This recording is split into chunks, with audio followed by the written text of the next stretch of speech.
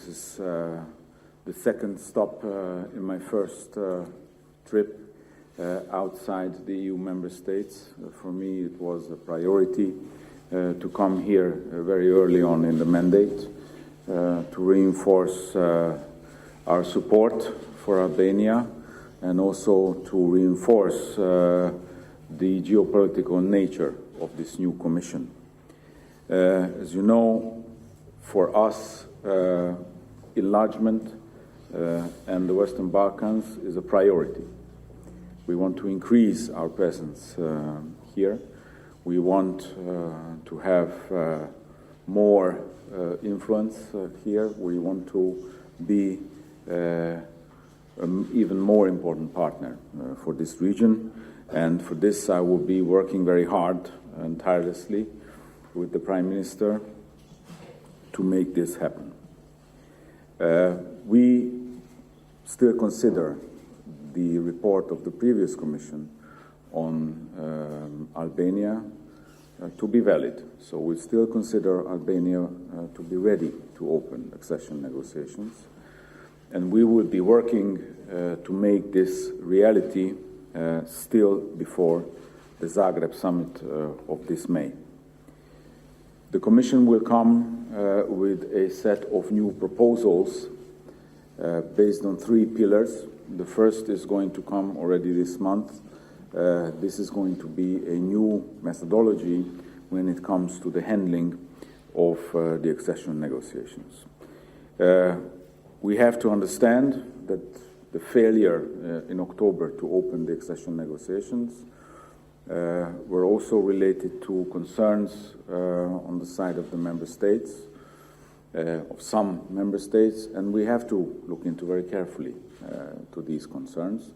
And we are ready to work together with our friends here and also our member states to find a solution that will create a new opportunity for us to move forward with the enlargement process. In the methodology, we try to come up with a new approach that will be based on 4 principles. 4 principles that should be working both for the accession countries, but also for the member states. First of all, the process would have to be more credible. It has to be more political driven as well, and it has to be more predictable. And for me, it is also a priority to make it more dynamic. So we are putting together a proposal that will deliver that. The second pillar, to me, is to be able to start the accession negotiations with Albania and North Macedonia this year, still before the Zagreb summit. We're working on this with the Prime Minister, but also with the member states. And then the third pillar will be the Zagreb summit, where we hope to come forward with an economic development plan for the whole region to be able to speed up the building of a solid and resilient economy and to bring these countries much faster, much closer to our own standards. In this context, of course, it is crucial to continue with the reforms that are ongoing already in Albania. Today, the Prime Minister announced a new element, which I welcome very much, and it is an absolute necessity not only to continue the reforms, but once we have opened up the negotiations, you will see that even more dynamic reforms are going to be necessary so that you can reap the benefits of a more dynamic negotiation methodology. So therefore, I welcome the government's commitment in that regard. We need to have all political parties in Albania to help us to make this reality. It is clear that without the support of all parties in the Albanian politics, it is not going to be possible to make progress. And I will be reaching out today also for the opposition, to help us to make it a success and to use the opportunity once the accession negotiations have started. I also welcome the considerable progress that has been achieved in the justice reform. I think that the vetting process has shown a major commitment, not only that, but a determination to implement the reform that was decided. I also very much welcome the agreement of, I think, yesterday on the electoral reform. This is a very important milestone as well. So these are all very good news. However, we of course still have challenges ahead of us. We still need to do a lot to fight organized crime, corruption. We need to ensure and improve the state of the rule of law. So we need to work on this together, and I hope to count on the cooperation of all political parties in that regard.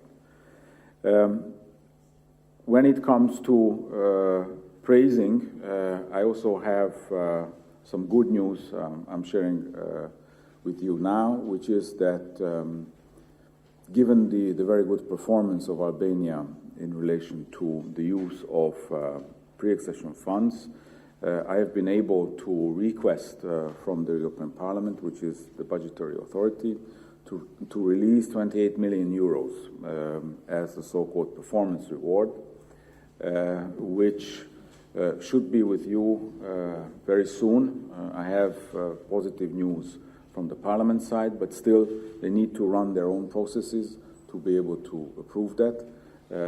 But the proposal is already with them, and it should be coming soon. And let me, lastly, but most importantly, talk a bit about the earthquake and the donors' conference. First of all, let me present my condolences to those who have lost family and friends.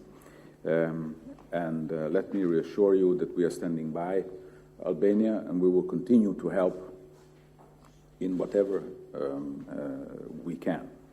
We will organize a donors conference in February, together with the Prime Minister, on the 17th of February in Brussels.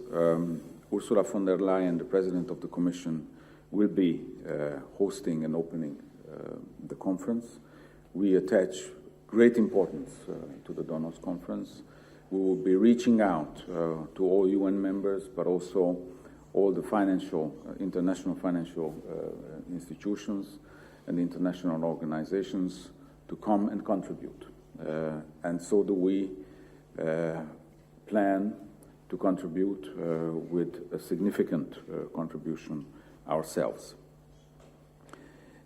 We will also, we talked with the Prime Minister about our announcement on the 15 million euros that this Commission has presented already at its first college meeting.